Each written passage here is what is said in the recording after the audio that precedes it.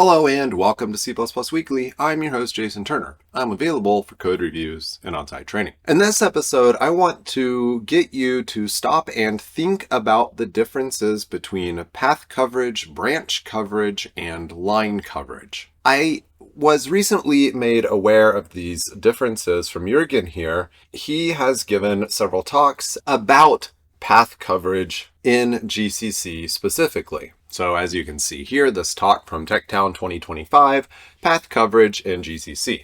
It took me a minute to internalize these differences, and I would like to share that with you and encourage you to do more research on this topic. Of course, I do encourage you to check out Jürgen's videos as well. They are on YouTube. Today's episode is sponsored by JetBrains. CLion is a cross-platform JetBrains IDE for C and C++. It is ready for your projects out of the box and has everything you need to stay productive, focused, and in control.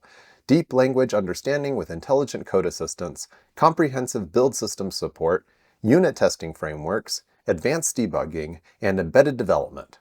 Use the code CPPWeeklyCLion to get 25% off when purchasing a new CLion subscription or renewing your existing one.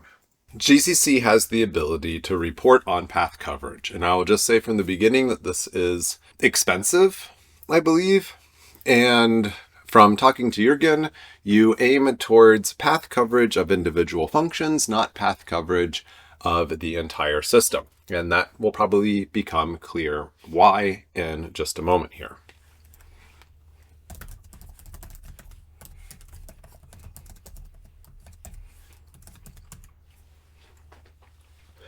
Let's pretend like we have a function that takes two booleans.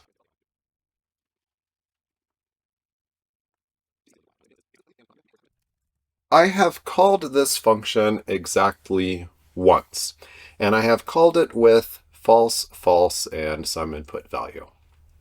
So on pass 1, I'm going to see line coverage that looks kind of something like this. This is 9 of 13 lines. So I'm going to be at approximately 69% line coverage. And I'm going to feel pretty good about life here because, hey, I got 69% line coverage already. You're probably starting to already see the problems. I have 69% of line coverage, but how much branch coverage do I have? So going through this project, I have skipped the first branch here, taken the second branch, skipped the first branch, taken the second branch. So I have 2 out of 4, about approximately, probably exactly 50% branch coverage. Which brings us to path coverage. How do we calculate the paths through this code? How many different paths are there through this code? We can hit A and then hit B, or A and not B, or not A and B, and not A and not B. So there's 2 bits. That gives us 4 different paths through here as well. And how many paths have we traced through?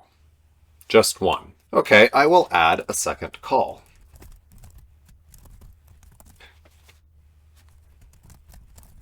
I'm going to add the results of the second call to the results of the first call, because this is our test suite. If both are true, we can see that we now have 100% line coverage. So clearly our job with testing is done. I'm sure I miscounted something here, but my argument will still stand. So point out in the comments what I miscalculated or whatever. I don't think I've miscalculated anything. And branches. I now have 4 of 4 branches as well. I've tested the true and the false of both of these. However, how many paths have I now tested? I've tested the false, false, and the true, true path. So I've got 2 of 4, or only 50% path coverage. So this is now the point. Path coverage is always stronger than branch coverage, and branch coverage is always stronger than line coverage. And depending on who you talk to, There's strong arguments to be made that line coverage is almost completely pointless to measure because you can gamify your line coverage. We can see clearly that we have 100% line coverage here now, but even if we had 69%, we might be saying, hey, that's great, and we've only covered one possible path through this code. It's entirely possible some portion of this could cause undefined behavior in some way. One version of this could cause a signed integer overflow that the other version doesn't cover. For example, that would be a very real possibility in this code. So to actually reach 100%,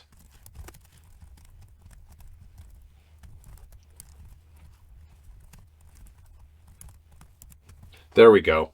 We can reach 100% path coverage, which implies 100% branch coverage, which implies 100% line coverage, if we test every possible control flow through this function. Like I said, the point of this episode is to make you think. I want you to go and do your own research, watch some of the videos, and perhaps report back if you've had any success or failure with this.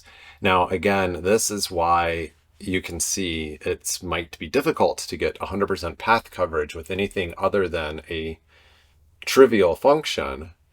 And you're not going to aim for 100% path coverage through the entire system. You're going to aim for function level path coverage. And GCC can report on this. So go check that out. And thank you for watching this episode of C++ Weekly. Be sure to subscribe. I'll catch you next week.